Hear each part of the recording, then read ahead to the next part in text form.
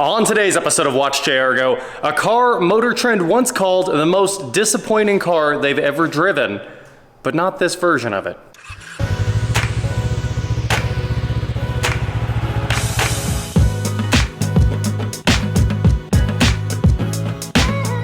What is going on, guys? I am WatchJRGo, and today, like I said, I am here, well, I didn't really say it, but with my 2004 Saturn Ion Redline, a car you've probably completely forgotten about. This is one of my favorite lines in the world from a time when cars were amazing. So back in the early 2000s, everybody was jumping into the performance game. And not only the performance game, but the affordable performance game, a place where most of us enthusiasts came from and identified with more than anything.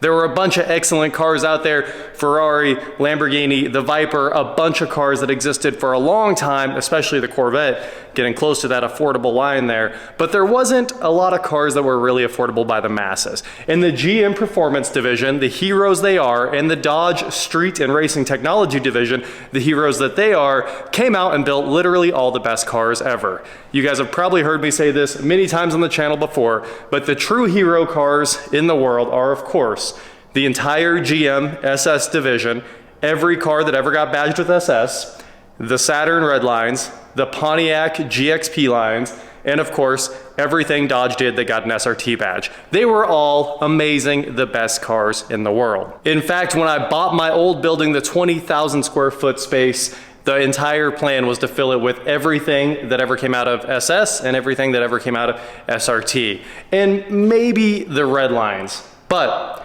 that probably would have been replaced with the Cobalt SS, the turbocharged version, which is a massive step up from this car. But that's not what we're here to talk about today. We're here to talk about this car, the Ion Redline, the precursor to the Cobalt SS.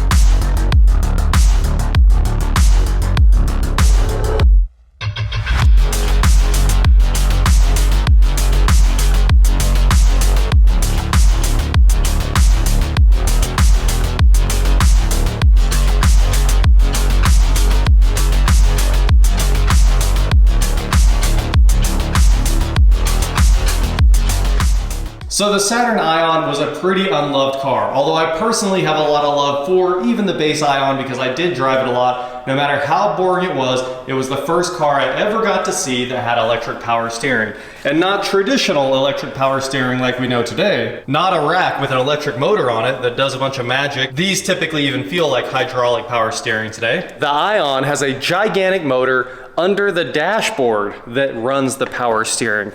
It is really cool. I'm gonna jump in here and see if I can show you guys that right now. It's one of the reasons I always love the Ion. I love the gauges off in the middle, and I also love that EPS. Oh, look at that. That is the electric power steering motor, and it sits in the cockpit with you. One of the coolest designs ever, especially for its time. Pretty cool, right? I actually had to look myself and see if that motor was still under there on the Redline because Motor Trend said that the Redline felt better. And I don't know how, it probably has the same ratio rack. There's a chance it's changed, but it sure seems like it's the exact same design. So kind of weird that they said there was a difference in steering feel at all. That might have been placebo. What we really need to do is go check some part numbers. But for now, we'll just marvel at the fact that the electric power steering motor sits in the cabin with you. I think they failed a lot too, so I guess at least it was easy to change. You didn't have to get outside. Now the Redline was very different from the standard Ion. It was the top tier version of the Ion, so they all came in the quad coupe. And if you don't know what the quad coupe is, we better open the door one more time here. You open the driver door, and then you open the other door that you wouldn't even expect. But there is a two-door version of the Ion, and then of course, the upgraded trim was the quad coupe, and then this one is the coupe. So that is how they fit four doors in what very much looks like a two-door car. The Redline also got these 17-inch 6-spoke wheels that look really good even today, and somehow I got this car very, very cheap, and you can still even see the sun, rain, snow logos on these Continentals. They're in, honestly, I think these Continentals are brand new. 03 of 19. Well, That's pretty recent for a car like this, and it's also surprising it got tires as good as Continental. The Redline front and rear bumpers are completely redesigned. They look very aggressive. I think this is an amazing looking car. I still love it today. Check it out. It's got that huge scoop. These things are supercharged. They're water to air intercooled. We'll open up the hood here in a minute. But that giant scoop down here in the middle of the heavily damaged front bumper on this car makes it look like it has a place for an air to air intercooler. I'm pretty sure there was a grill that snapped in there too. You can see little pins where that probably slid in from the back. Like I said, this bumper is torn up. Oh man, I didn't notice. Even the hood's torn up. And of course, all of these are very rare today. So if you wreck a Redline Saturn, you're pretty much in trouble, whether it's a Sky or an Ion or a View. It's tough to find replacement bumpers without spending thousands. So unfortunately, mine is ruined and warped and just a whole bunch of problems with that bumper right there. So coming on around the side of it, we have some other issues with this car. One thing that's hilarious is the Paul Walker quote. It's faded, it's been there forever. There's just a whole bunch of stickers on this car. And then the mirrors apparently broke off or are aftermarket. There's even cracks in them. So the mirrors are just absolutely junk on mine. And of course, these look like they got hit with a heat gun here. Maybe it was the sun, but I've never seen a window wiper pull back that much. Like it pulled back an inch. And that's factory trim. It hasn't pulled back one bit. So I'm really not sure what happened there. This little plastic trim piece that finishes out the door is of course completely missing. This door does open, of course. That's why it is a quad coupe. We've got a sunroof on top of it, and I don't have the spoiler. I don't know why this car didn't get a spoiler. You gotta love the Ion Redline badge there. Those badges looked great, and what a stealthy way to kind of tell people that this is the fast version, but you know, it's not in their face. It's not like SS or SRT. It's just a little chrome square with a red line through it. So the back bumper ruined, of course. It looks like somebody might have hit a pole or the side of a house. We might be able to pop that out with a football, but I still don't think there's any fixing this bumper. It took a bit of a hit there. The spoiler should go right here, but this one seems to have like a spoiler delete panel on the trunk. Maybe this is plastic like Saturn love to do. I love this color. A lot of the Redlines came in silver. If you ever notice, it seems like all the View Redlines were silver, but Ion Redlines probably had some color variation. I think this is one of the coolest colors they made, and if it was cleaned up, it would probably still pop. This looks to be factory paint all the way around. Actually, I think it's a one owner. I bought it from a buddy who was selling it for the owner. So, you know, it was still in the original owner's name as far as I know. It was bought right here in Wichita at Saturn of Wichita. I remember and missed that dealership. Maybe I even sat in this one in the showroom floor. I remember going there to drool over the Redlines whenever they were still open. About the time I was graduating high school, I was getting to go to the Saturn dealership, and now it's a Hyundai dealership. At least Hyundai's making cool cars right now. Anyway, we've got a bunch of random decals all over this thing. I have no idea what these are. It definitely could use a clutch, so it's not a clutch disc decal. It's probably some kind of, the throwing golf, whatever that is. I bet that's what that is. And over here on this mirror, pretty funny. It is Great Stuff On. That is 100% Great Stuff foam from your house. Another cool Saturn feature, check out this door. Watch this. All the way open, all the way open. Look how big that opening is. You could be 10'8" and you'd fit just fine in this car. It is so big and so easy to get in. I guess it wouldn't matter how tall or how big you were, you'd be able to get in this car as long as you could reach back and shut the door. And I have no idea how you would reach from the seat to close that door. Another cool thing about this Saturn, since we have the door open, it was built in Spring Hill, Tennessee. Right here in the US of A, we have power everything, all the good stuff. Power mirrors, power windows, power locks, and no power seats, unfortunately, but the seats are probably everyone's favorite thing about this car. Unfortunately, mine are ruined. You could probably get some new leather and bring these back to life because they're incredibly valuable, but they are factory Recaro seats. And everyone that's ever sat in one of these, reviewed one of these, has said The seats are amazing. It's like the one thing it's got going for it. Cloth in the middle with a very cool pattern that probably breathes enough so your back doesn't get sweaty. They hug you just the right amount. It's just a great seat. They still even have some padding. They're not rock hard or anything like that. We have dash illumination right there, which is pretty funny. It's not even labeled. Maybe it was at some point. No auto lights or anything fun like that. No auto wipers. We just have wipers, lights. We do have cruise control with a manual. That's cool. And a Saturn 6-disc changer with MP3. And I think this is the upgraded system because it has an amplifier in the back as well. One thing a lot of people never liked about the Ion is the gauges that are off center. But hey, now that the Model 3 has its display in the center and you have to look over there for the speedometer, it's really not that different at all. I think Tesla probably saw the Saturn Ion and was like, that's what we need to do. Put the gauges in the center. At least in the Ion, they are rotated towards you about that much. So it's not in your sight line, but it's not out of your sight line either. It just takes a little bit to get used to, and then you're good to go. So we've got an Ion badge here in the center. I don't know what that is. Probably an option that this didn't end up with. We've got hazards. Oh, it's probably traction control if you have an automatic. Single zone, manual climate control.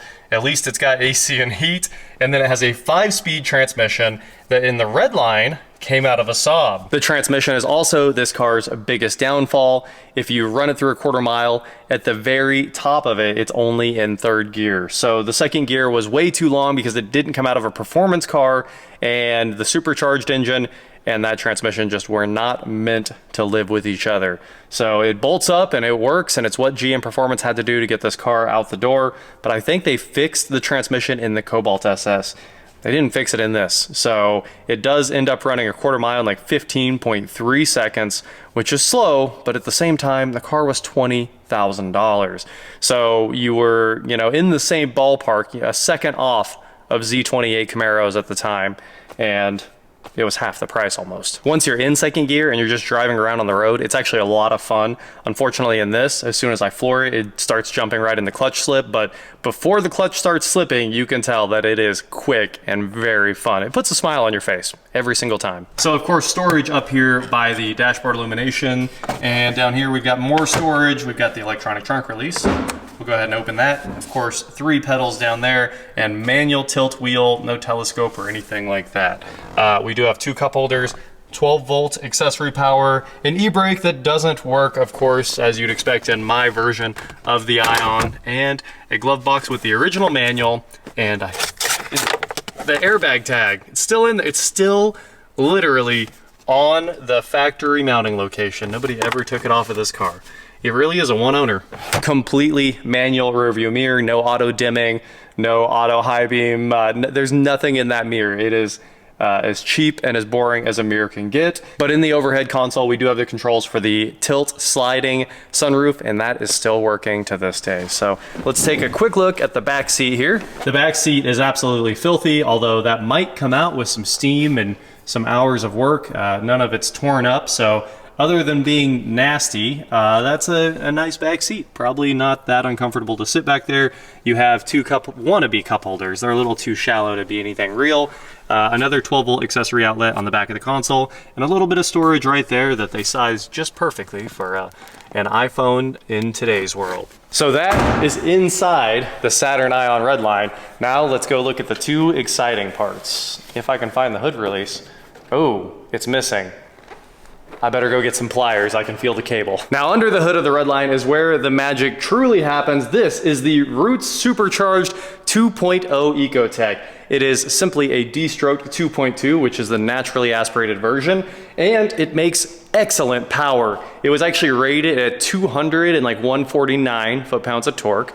And when it went on the dyno, these things made like 200 at the wheels and 167 foot-pounds of torque. So GM way underrated this, and unfortunately, this one with a stock tune on it is still, it's kind of way underperforming what these things will do with just a quick flash. So if you tune them and move the rev limiter up just a little bit, these things make an insane amount of power. For a couple dollars, you can add another 30 horsepower or something like that, and keep all your reliability as well. This little rock crusher right here, it's an incredibly small supercharger, probably an Eaton because GM is always using an Eaton, and it looks like an M91 or something like that. I mean, it's one of the smallest ones you'll ever see, but it makes 12.5 pounds of boost, which makes this thing a little rocket ship. It is, like I said, very fun to drive.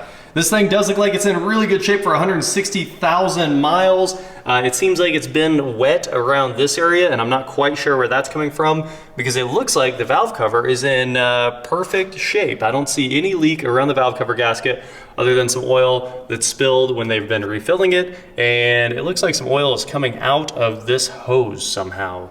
Some of the PCV there. Not sure what's going on with that, but if you look around the back of it, you don't see any oil coming out of the actual valve cover gasket. So really cool that this thing is held up like that. The check engine light is of course on, and I think I figured out why as soon as I came around and opened the hood. This line was sitting off of it. I mean, it's completely gone. Rotted out rubber on the vacuum lines, and it looks like it was holding the bypass solenoid kind of open. So it was actually stuck in there, and I had to pull it out and put it back on the vacuum diaphragm there. So maybe just replacing that, you can see it, that doesn't even exist anymore. Just replacing that line might shut the check engine light off. Ooh, there's an evap problem. And this was also one of the first times that I saw a nice integrated jump terminal from GM. Shout out to them for doing really cool things like that now everybody has done. So in 04, this thing was incredibly innovative. Let's go check out the back. The missing spoiler is definitely a disappointment, but I guess, like I said, this one must have been optioned without it. And here in the trunk, oh, there might have been a better audio system. If you remember, a lot of the SRT line was getting aftermarket subwoofers, and I would assume this should have had an aftermarket subwoofer tucked in one of the sides, but it does not. So we've got releases right here to drop the seats. That one's broke. How do you break that? I've never seen one of those broken before. And for some reason, I think the audio amplifier is dead as well. So that's the amp. You can see the speaker wires running out of it. Unfortunately, you can only hear tweeters when the system is on in the car. So that is the 2004 Saturn Ion Redline, and really all Saturn Ion Redlines, other than some of them might get the spoiler and maybe there's a better audio system. But for the most part, they're all this. I think they only made it for, what, 2, 3, 4 years. 08 was about the end of Saturn, somewhere right in that range. I don't remember the years exactly, but the Ion Redline wasn't around for too long. And there aren't many of these either. So you know what that means. Let's take this pretty rare, pretty forgotten 4-door coupe out on the road for a road test and have some fun with it. It's still, to this day, it still holds up. What a fun car. Now, I was kind of holding out on you guys, saving the best for last. I paid just $1,200 for this thing. And it's one of the lower mileage Redlines out there. Most of them seem to have 200,000 miles and change on them. This one has 169,000. So it's honestly not too bad. And if they have low miles on them, well, you can expect them to sell for like $10,000. The last one that sold on Bring a Trailer brought $7,300. And I think it had about 80,000 miles. As you would expect, I'm happy with what I paid. I've looked for one of these for years, and I wasn't gonna pay $7,000-ish, which is what, when they do show up, they end up selling for, if they're nice. This one, obviously, incredibly rough, needs windshield, needs seat repaired, check engine lights on because brittle hoses and that broken evap line. Just a lot of random things that it's gonna need, like it needs shocks all the way around. You'll probably hear right now. And it needs a clutch. We can't forget the most important part. So you have to try not to slip the clutch even a little bit. Hey, the turn signals still cancel, which is better than a lot of cars at this mileage. All right, there's a lot of bumps right here. You can hear it clanking around. It's only turning 4,000 RPM, but it seems like it's screaming.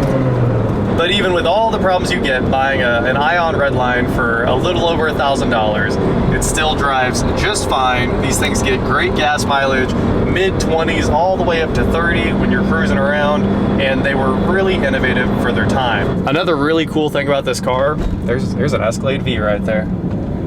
every time I see one of those. There's really no other car that matters right now, right? Like, that is the last holdout of ultimate American cars. This thing honestly does still feel pretty good, pretty sporty. I gotta give him credit. 20 years later, I feel like I could throw this thing around a track and do pretty well. It looks like we just need to find a track. Another cool thing about this car is there were only 5,800 of them ever built, so it's pretty rare. But with all that said, let's get back out on the road. It's still fun to drive. How is this thing fun to drive at low speeds? Let's get back out on the road and try to make a pull. I know we can't do much. As soon as it gets into the boost, it just kind of gives up. But I think we can have a little bit of fun with this car before we get busy fixing it. I think fixing the check engine light should be easy. We're gonna get out of first gear, get a little bit of a roll going in second. Oh, you guys can hear the clutch slip. All right, into the power. And we'll try a third gear pull here. This is half throttle.